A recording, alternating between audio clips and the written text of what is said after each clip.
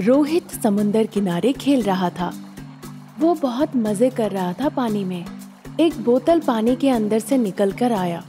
रोहित ने उसे देखा और उस बोतल को अपने हाथ में उठाकर उसके ढक्कन को खोल दिया। एक बच्चा शैतान उस बोतल के अंदर से निकल आया। ये देखकर रोहित काफी डर गया। अरे तुम कौन हो और तुम इस तरह क्यों हो? मैं एक बालक शैतान हूँ, सिर्फ तुम मुझे देख सकते हो। अरे शैतान, तुम मेरे साथ कुछ मत करना। डरो नहीं, मैं तुम्हारे साथ कुछ नहीं करूँगी। वो बहुत ही अच्छे से बोली। ये सुनकर रोहित ने कहा, पर तुम विस्तारित रूप से बताओ कि तुम शैतान कैसे बने और इस बोतल के अंदर कैसे आए। एक बार एक गांव में एक लड़की रहती थी, राधा नाम की। वो गर्भवती थी। उसकी सासू माँ बहुत ही दुष्ट चरित्र की थी। वो बहुत मेहनत करती थी। गर्भ के जब कुछ दिन निकले, उसकी सासू माँ उसके पास बहुत गुस्से से आई जब वो सो रही थी और आकर बोली, अगर तुम इतनी देर तक सोओगी तो क्या तुम्हारी माँ घर का सारा काम करेगी आगे? मैं बहुत थकावट महसूस कर रही हूँ सासू माँ, माफ कीजिए। तुम्हें क्या लगता है मुझे और कोई काम नहीं है? उठो और पूरे घर की जल्दी से साफ सफाई करो। उसने अपने हाथ से राधा के तरफ जोर से झाड़ू फेंका। राधा बहुत थकी हुई थी। झाड़ू और साफ सफाई के दौरान वो बेहोश होकर गिर गई। ये देखकर कमला ने उसे तुरंत हॉस्पिटल ले गई। डॉक्टर ने राधा की जांच करके कमला से कहा, ज्यादा इसे भारी काम करने मत दीजिएगा, ये बहुत जल्द माँ बनने वाली है। कमला को ये सुनने के बाद बहुत उत्सुकता हुई। डॉक्टर साहब, क्या आप बता सकते हैं कि राधा किसे जन्म देने वाली है, लड़की है या लड़का? हाँ, बता तो सकता हूँ बच्चे की लिंग क्या है, पर उससे पहले आपको कुछ पैसे रखने होंगे मेरे सामने। पैसे देने के लिए मैं तैयार हूँ। आप बताइए वो लड़का है या लड़की, जल्दी बताइए। डॉक्टर ने उसकी रिपोर्ट को देखते हुए कहा, आपके घर एक छोटी लड़की आने वाली है। जब कमला को पता चला कि वो एक लड़की को जन्म देने वाली है। डॉक्टर साहब, आप कुछ कीजिए। राधा के जगने से पहले आप उस बच्चे को मार दीजिए ताकि वो बाहर ना निकल पाए। उसने एक मोटी गड्डी रुपए का नोट डॉक्टर के आगे रख दिया। पैसे लेके लालच से डॉक्टर रेडी हो गया राधा के गर्भपात करने के लिए। तुरंत डॉक्टर ने उस बच्चे को मारने के लिए उसके पेट में कुछ दवाइयाँ दी। जब राधा को होश आया, राधा को इस बारे में पता चला और वो बहुत रोई। डॉक्टर ने बहुत कोशिश की उसे समझाने की। उस बच्चे की सेहत अच्छी नहीं थी, इसीलिए हमने उसे निकाल दिया। कमला राधा को घर ले आई। राधा के पति मनोज, जिसे इस बारे में पता चला, वो तुरंत घर पहुंच गया। राधा जोर जोर से रोने लगी जब मनोज को देखी। मेरी किस्मत ही खराब है, फिर मेरे साथ ही ऐसा क्यों हुआ? चिंता मत करो राधा, कम से कम तुम्हें कुछ नहीं हुआ, इसी की तसल्ली है मुझे। बच्चे की सेहत ठीक नहीं थी, फिर कोई मतलब नहीं बनता बीमार बच्चे को जन्म देना। तुम शांत हो जाओ राधा। कभी कभार ऐसा होता है, इतना मत सोचो, समझी? कुछ दिन निकल गए। फिर मनोज कमला के पास आकर बोला, माँ, मैं राधा को शहर ले जा रहा हूँ मेरे साथ। मैं यहाँ उसे इस तरह नहीं छोड़ सकता, उसका मन भी ठीक हो जाएगा। मनोज अपने साथ राधा को शहर ले गया। 2 दिन बाद जब कमला सो रही थी घर में, एक अजीब सी शिशु शैतान वहाँ पर आई। जब कमला सो रही थी, वो आकर कमला के गाल पर जोरों का थप्पड़ लगाई और वहाँ से अदृश्य हो गई। कमला नींद से उठकर, ऐसा लगा किसी ने मुझे बहुत जोरों का मारा। क्या इस घर में कोई है? मुझे तो बहुत डर लग रहा है। डरते हुए वो बिस्तर से नीचे उतर आई और चारों तरफ देखने लगी। किसी ने मुझे मेरे गाल पे थप्पड़ मार के उसे सुझा दिया है। जब ऐसा वो सोच रही थी, खड़े खड़े इस बीच शिशु शैतान उसके पीछे से उड़ के आई और उसके कंधे पर आकर हाथ रखी। कमला डर के मारे पीछे पलट कर देखी। इस बीच वो शिशु शैतान वहाँ से अदृश्य हो गई। कमला काफी डरी हुई थी। ये सारी चीजें इतनी उलझी हुई क्यों है? क्या कोई शैतान घूम रही है आसपास? ये सोचते हुए वो जाकर बिस्तर में डर डर के सो गई। फिर वो शिशु शैतान उड़ते हुए हवाओं में डॉक्टर के पास पहुंच गई। डॉक्टर बस तुरंत हॉस्पिटल से घर लौटकर अपने भोजन के टेबल पे खाने जा ही रहे थे। अचानक से प्लेट हवा में उड़ने लगी और जमीन पे गिर गई। डॉक्टर ये देखकर काफी डर गए। कौन है? यहाँ पर कौन है? डॉक्टर चारों तरफ घूम के देख लिए। फिर डॉक्टर जैसे ही खाना खाने जा रहे थे, उनका प्लेट अदृश्य हो गया। डर के मारे डॉक्टर साहब बिना खाए पिए सो गए।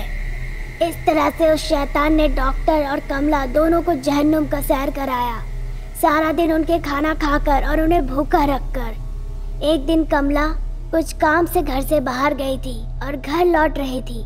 अचानक उसे डॉक्टर दिख गए। कमला ने डॉक्टर से कहा कि कोई ऐसा है जो उन्हें बहुत परेशान कर रहा है। डॉक्टर ने उसकी बातें सुनकर कहा, मेरा दिन भी कुछ इसी तरह जा रहा है। मुझे समझ नहीं आ रहा है कि हम दोनों के साथ ऐसा क्यों हो रहा है। चिंता मत कीजिए, मैं बहुत जल्द इसका पता लगा के रहूंगा। उस रात जब कमला सो रही थी, उसे किसी बच्चे की रोने की आवाज किचन से आने लगी। कोई जोर जोर से किचन में बैठ के रो रही थी। कमला जाग गई जब उसने ये आवाज सुनी। वो डर डर के किचन की तरफ गई, देखने के लिए वहाँ पर कोई है या नहीं, पर उसे समझ में नहीं आ रहा था असल में हो क्या रहा है। इस बीच एक छोटी बच्ची उसके बेडरूम में बैठकर रोने लगी। अरे इतनी रात में किसका बच्चा है? जब वो बेडरूम की तरफ गई तो देखी एक बच्ची उसके बिस्तर पे सो रही है और पलट के बहुत देर से रो रही है। ये देखकर कमला उसके तरफ आगे बढ़ी। कौन हो तुम और यहाँ पर क्या कर रही हो? उस बच्ची का चेहरा काफी भयानक था। वो बच्ची वहाँ से उसे देखकर मुस्कुरा रही थी। ये देखकर कमला डर के मारे बेहोश होके गिर गई। सुबह सुबह मनोज और राधा घर पहुँचे। जैसे ही उन्होंने देखा कमला बेहोश होके गिरी हुई है। माँ माँ माँ, क्या हो गया? फिर उसने पानी के छींटे उसके चेहरे पे छिड़क दिए। माँ, तुम इस तरह से यहाँ पर क्यों पड़ी हुई हो? यहाँ एक बच्ची शैतान है। मैंने अपनी आंखों से उसे देखा है। वो देखने के बाद मैं बेहोश हो गई।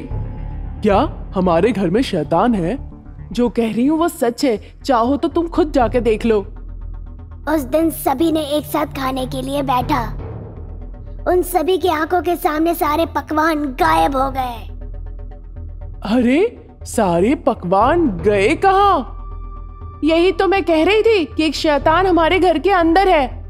मनोज को विश्वास हो गया कि ये बात सच है। मुझे पता है यहाँ कुछ है। अगर तुम सामने नहीं आओगी तो मैं जादूगर को बुलाऊंगा तुम्हें पकड़ने के लिए। ये सुनकर वो शैतान सबके सामने आ गई। तुम कौन हो और क्या चाहती हो? बोलो। पापा, मैं तुम्हारी बेटी हूँ। इसने मुझे मार दिया डॉक्टर के सहायता से। इसे पता चल गया था कि मैं एक लड़की हूँ, इसीलिए इसने मेरी जान ले ली मेरे इस धरती में पैदा होने से पहले ही, और आप दोनों से मुझे दूर कर दिया। इसीलिए मैं उसे जहन्नुम का सैर करा रही हूँ। माँ, क्या ये जो कह रही है सही है? फिर कमला ने पूरी तरह से बताया जो उसने गलती की थी। मनोज ने उसकी बातें सुनी, फिर कहा, आप ऐसे मामलों में अपना दखल कैसे दे सकती हैं? मुझे बहुत शर्म आ रही है आपको माँ कहते हुए भी। मुझे बहुत नफरत हो रहा है कि आपने हमारे बच्चे को हमसे दूर कर दिया। ये गलत है। ये कहकर वो कमला को छोड़ के चले गए। मैं बहुत शर्मिंदा हूँ। मैंने बहुत बड़ी गलती की है। फिर वो छोटी शैतान चिंतित होकर बोली, पिताजी, लगता है कोई मुझे पकड़ने आ रहा है, बचाओ मुझे। ये कहकर वो अदृश्य हो गई। उन्हें समझ में नहीं आया आखिर में हुआ क्या। छोटी शैतान कब्रिस्तान में चली गई। वो डॉक्टर और जादूगर वहीं पर पूजा पाठ कर रहे थे।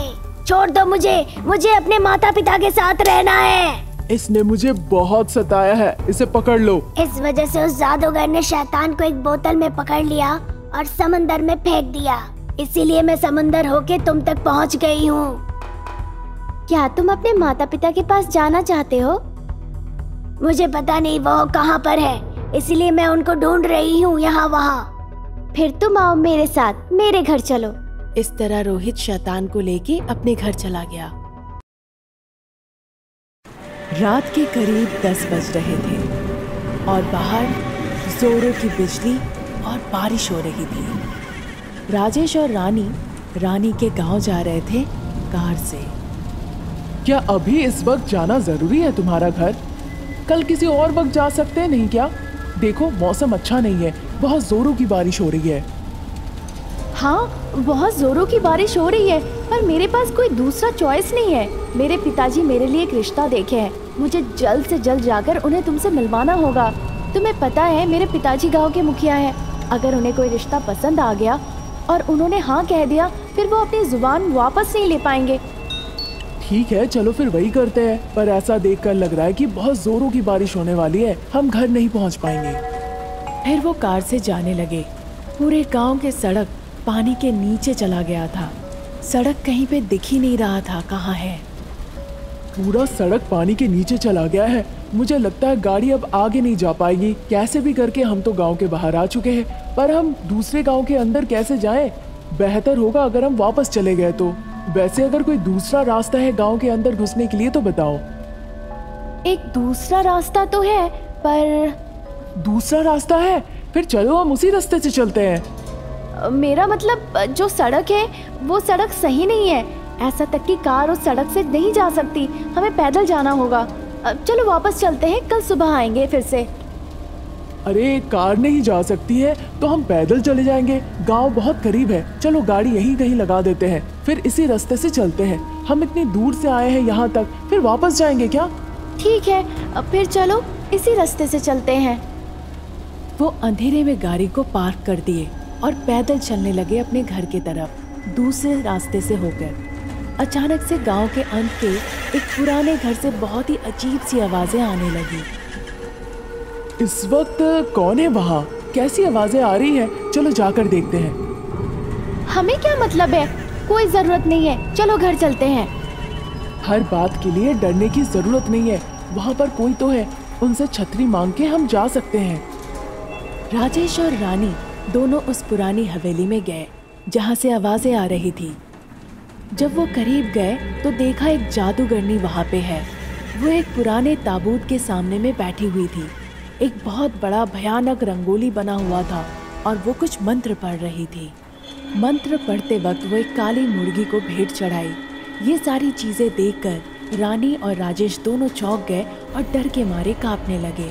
वो उस रास्ते से जाना चाहते थे, पर अचानक रानी का फोन बज उठा। इसी के साथ जादूगरनी जो काला जादू कर रही थी, मंत्र पढ़ के राजेश और रानी को देखा। डर के मारे राजेश और रानी वहां से भाग निकले। पिताजी ने फोन किया था। पिताजी ने रानी का फोन उठाकर बोला, कितने दूर में हो और कितना टाइम लगेगा घर आने में? हाँ, हम बहुत पास आ चुके हैं पिताजी, और बस 10 मिनट लगेंगे। ये कहकर रानी ने फोन रख दिया। वहाँ से वो पैदल घर की तरफ जाने लगे, पर तभी भी रानी को काफी डर लग रहा था जादूगरनी के बारे में सोचकर। उस वक्त राजेश ने देखा।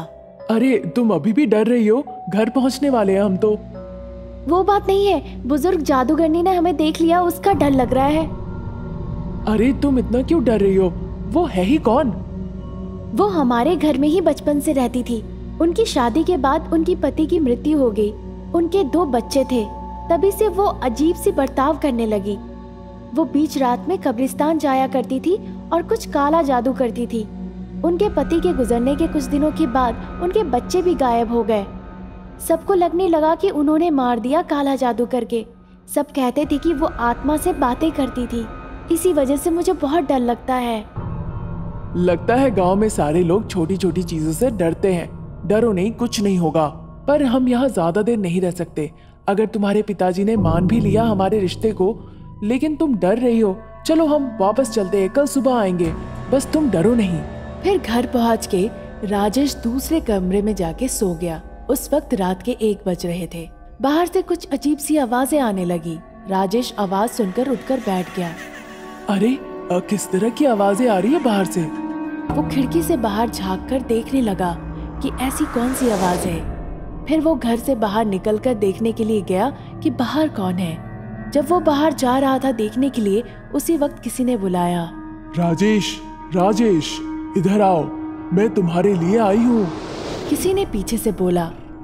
ऐसा कौन हो सकता है जो मुझे बुला रहा हो? उसके बारे में सोचकर वो झाड़ियों की तरफ चला गया। सुबह उठकर रानी राजेश को ढूंढने लगी। वो उसे कहीं भी नहीं मिला। बहुत हैरान थी रानी ये सोचकर। तभी एक आदमी आकर बोला, एक लड़के का शव मिला है गांव के अंत के कब्रिस्तान के पास। उसका सर, धड़, पैर, हाथ सब कटे हुए हैं। ये सुनकर मुखिया जी ने कहा, जरूर वही बुजुर्ग जादूगरनी का काम है, उसी ने मारा होगा। ये कहकर वो कुछ आदमियों के साथ उस पुरानी हवेली में गया। वहां जाकर देखा कि वो बुजुर्ग जादूगरनी वहां पर नहीं थी। वीर जाकर उस जादूगरनी के सामान को इधर उधर फेंक दिया और पुराने ताबूत को भी तहस नहस कर दिया। तुरंत एक सड़ा हुआ शब्द उस ताबूत से निकल आया।